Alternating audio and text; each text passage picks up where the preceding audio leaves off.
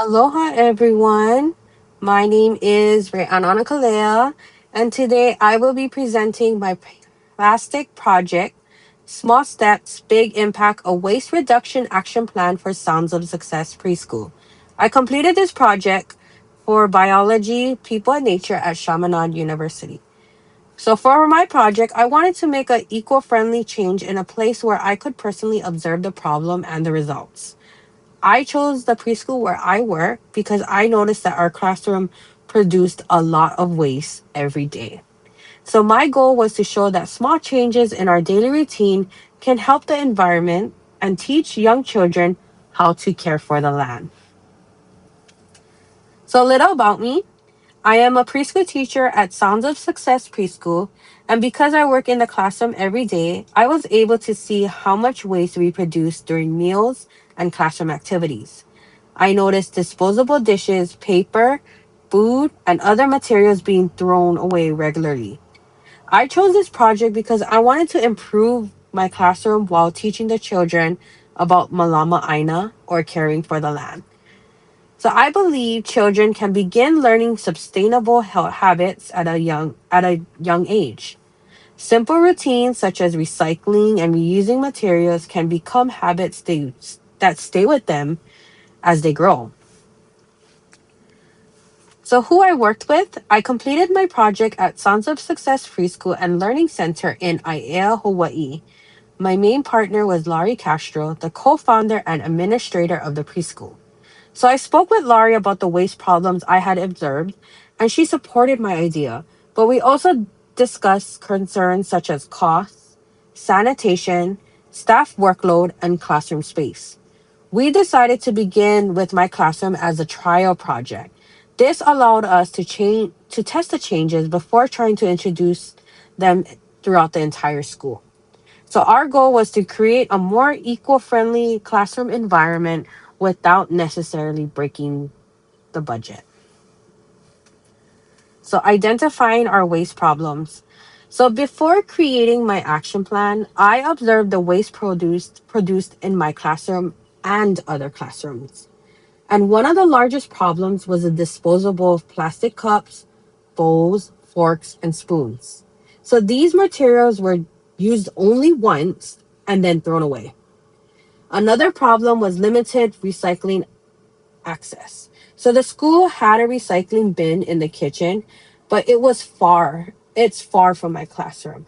And because it's not convenient, recyclable items are mostly placed in the regular trash. I also noticed unfinished food being thrown away, large amounts of paper waste, and inexpensive toys that broke easily, and recycling signs that were just too small to be noticeable. These observations have helped me decide which problems I could realistically address. So, the environmental impact, these classroom problems have a larger environmental impact. Plastic may only be used for a few minutes, but it can remain in the environment for hundreds of years. So it takes very long to break down. Waste also increases landfill growth and may contribute to pollution. So this is important in Hawaii because our land, ocean, wildlife, culture are all connected to the health of the environment. So young children can learn simple, sustainable habits such as recycling, reusing paper, reusing reusable dishes, and taking only the amount of food they need. So one classroom may seem small, but these routines happen every day. So over time, small changes can create a larger impact. So the total cost of my project was approximately $127. Most of the cost came from reusable cups, bowls, forks, and spoons, which cost about $122. I did purchase two sets, so one set could be used while the other set was being washed, sanitized, and air dried. The dish soap cost about $5. We already had bleach for the sanitizing, so that there was no additional cost for that. I did print and laminate the signs at work, and I brought the recycling bins, the paper bins from home to be repurposed. Although reusable dishes cost more at first, they can be washed and used many times instead of being thrown away after the first use. All right, hurdles and adapted solutions. So I did face several challenges during this project. The first challenge was cleaning the reusable dishes while following Department of Human Services requirements. To solve this, we followed the proper washing, sanitizing, and air drying procedures. The second challenge was helping the children learn the new routines. At first, they did need frequent reminders, and I also used picture based signs, demonstration, and daily modeling. We also practiced sorting items during circle time when we had that extra time. So the third challenge was the staff schedule. So cleaning the dishes added another responsibility to our busy day. However, my aide and I created a quick cleanup routine and rotated the two sets of dishes. And after some practice, the process became easier. Right? So my action plan included several small changes. First, I replaced disposable cups, bowls, forks, and spoons with reusable materials. Second, I added a recycling station inside the classroom where children and the adults could easily reach it. Third, I created large picture based signs to help the children understand where different materials belonged. I also created a reuse paper bin for paper that still had a blank side. During meals, I encouraged the children to think about how much food they could finish before asking for more. And most importantly, I taught and modeled the routines every day. So the children needed practice and encouragement for the new habits to become part of our classroom routine. So during the first week, I focused on setting up the project and introducing it to the children. I purchased and or organized the reusable dishes. I also set up the recycling station and reused paper bin. During circle time, I explained recycling in simple words. I showed children different objects and asked them whether each object belonged in the trash, the recycling bin, or paper reuse bin. I also demonstrated how we could use the reusable dishes and where they would go after each meal. During this first week, the children needed many reminders. However, my goal wasn't for it to be perfect, for them to catch on just like that. My goal was to introduce the new expectations and allow everyone time to practice. So, week two. So, during the second week, we practiced the routines consistently. So, the children used the reusable dishes every day during meals. So, my aide and I would continue washing and sanitizing them. So, we would take turns. The children also practiced recycling and reusing paper. Before throwing away paper, we checked whether the other side could be still used. So if the paper did have personal information or things that can't be shared that are confidential, we did shred those. I also encourage the children to reduce food waste. I did not force them to finish their food, but I reminded them to begin with an amount they believe they could eat.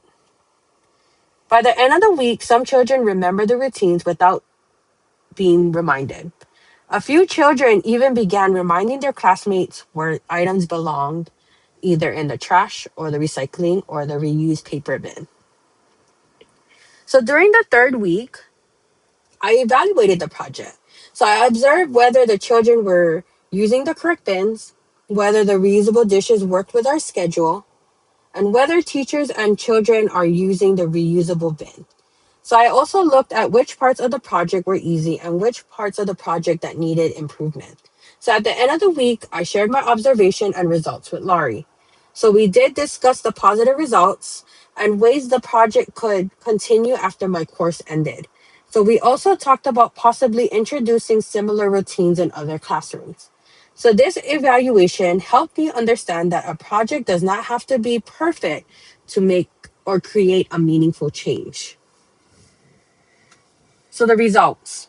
The project produced several positive results. So the large result was eliminating the daily use of disposable plastic cups, bowls, forks, and spoons in my classroom. So the children also learned how to use the recycling station. And by the end of the project, many of them recognized the signs and knew where different items belong. So the reused paper bin reduced unnecessary paper waste because teachers and children began using blank sides of the paper. The children also became more aware of food waste and caring for the environment. And one of my favorite results was seeing children remind one another about recycling. This showed that routines were beginning to become habits. So, how will this project continue?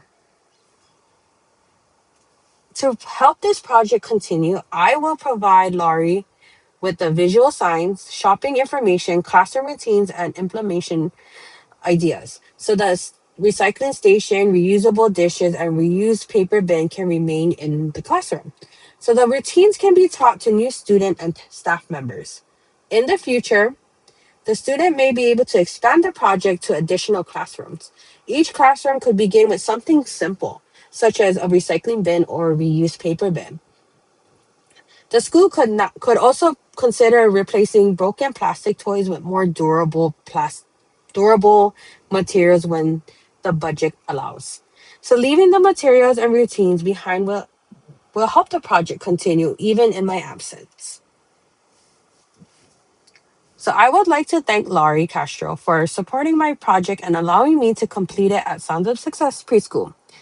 I also would like to thank my classroom aide for helping with the cleaning, sanitizing, and daily routines and the constant reminders. I am thankful my students I am thankful for my students because they were willing to learn and participate. Their excitement about recycling made this project much more fun, engaging, and meaningful.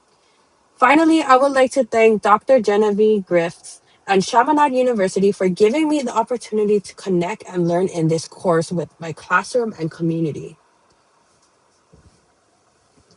So the resources that supported my project included Department of Health, Human Services Child Care Licensing Guidelines, the Environmental Protection Agency information about waste production, reduction, and recycling, and the NAEYC Developmentally Appropriate Practice Position Statement. So these resources help the cleaning procedures, environmental information, and in age appropriate teaching methods used in my project. So overall, this project showed me that environmental change can begin with simple daily choices. So using reusable dishes, recycling, reusing paper, and teaching children to care for their environment may seem small actions. However, when they are repeated throughout the day or every day, they make a meaningful difference. So this project helped my classroom take a small step toward to becoming more sustainable. Mahalo for listening to my plastic project presentation. Aloha.